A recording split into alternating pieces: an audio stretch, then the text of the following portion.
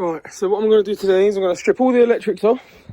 I'm going to put them all back on, neat and tidy and properly done, so it ain't a big old fucking mess of shit. And hopefully the tank will fit on better and everything will just be nice and a tight fit. I might flip this coil pack upside down because you can see that sticks up. I'd rather it stuck down so it wasn't in the way as much. So I'm going to do that.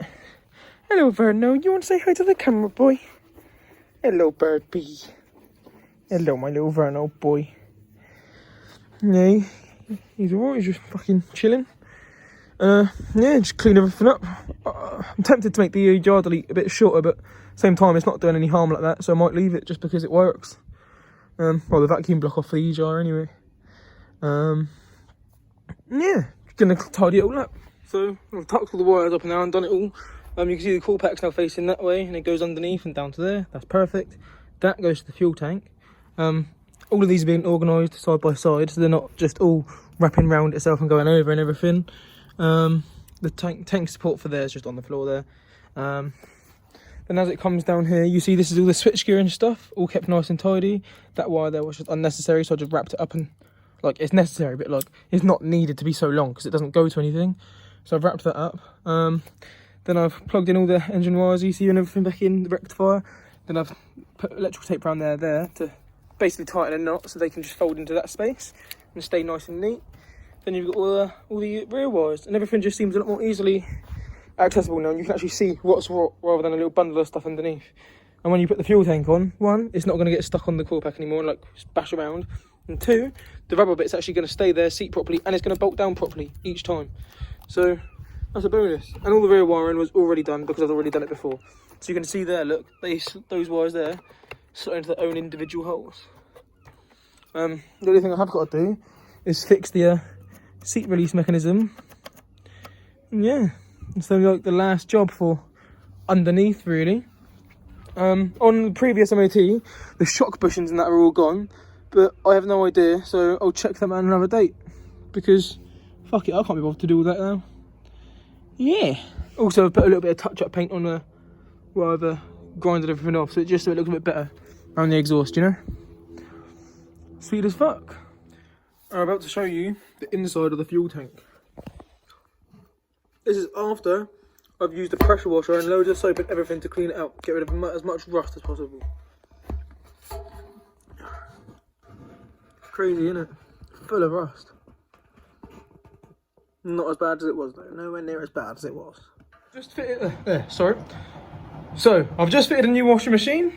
Fucking, that's just a little test run at the moment by itself, that's why it's full of water. But it's given me the inspiration to finally sort everything in there out and sort out that bit there, so I actually have my own little workspace for myself, do you know what I mean? Because where mum claimed that shed when I moved out, I can't use that shed anymore. I've got stuff in there, yeah, but everything's getting thrown about, do you know what I mean? I just want my own personal space, so we came to the agreement, that's her space, out there's my space. Isn't it, Verno? He just slipped. So fucking wrap my old boots on quick. Got the old work jeans on and that. Not jeans, fucking trousers. So this is what I've got to work with. Looks a bit shit in there at the moment. Got a bit of wood screwed into the wall there already, which I'm going to use to make a shelf in that.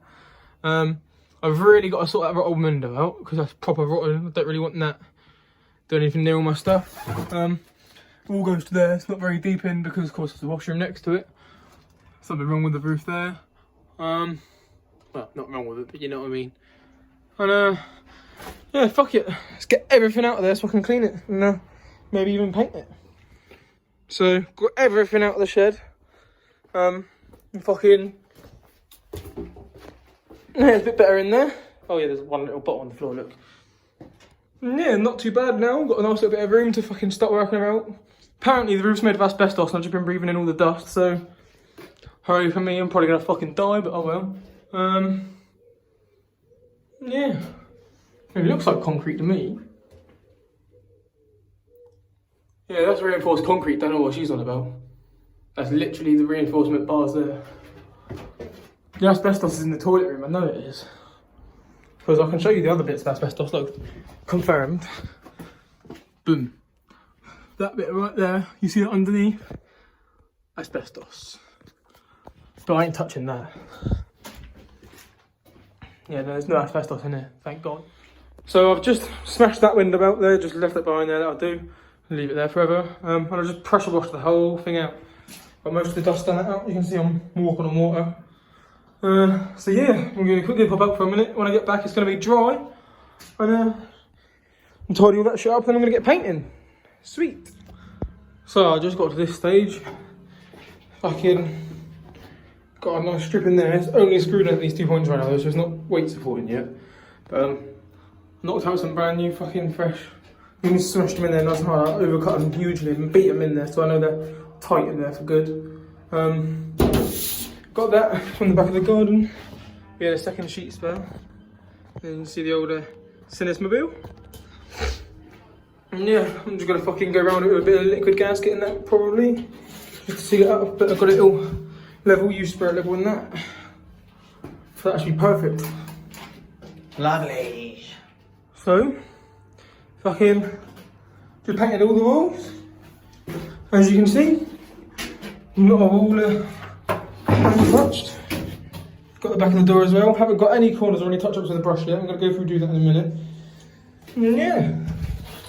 Lovely jubbly. I haven't done any of the roof yet either because I don't want to get dripped on, but I might just do this problem area here. So it's primed at least for another layer, you know. Lovely jubbly. So I've gone through. I've done all the corners and that as well. Lovely.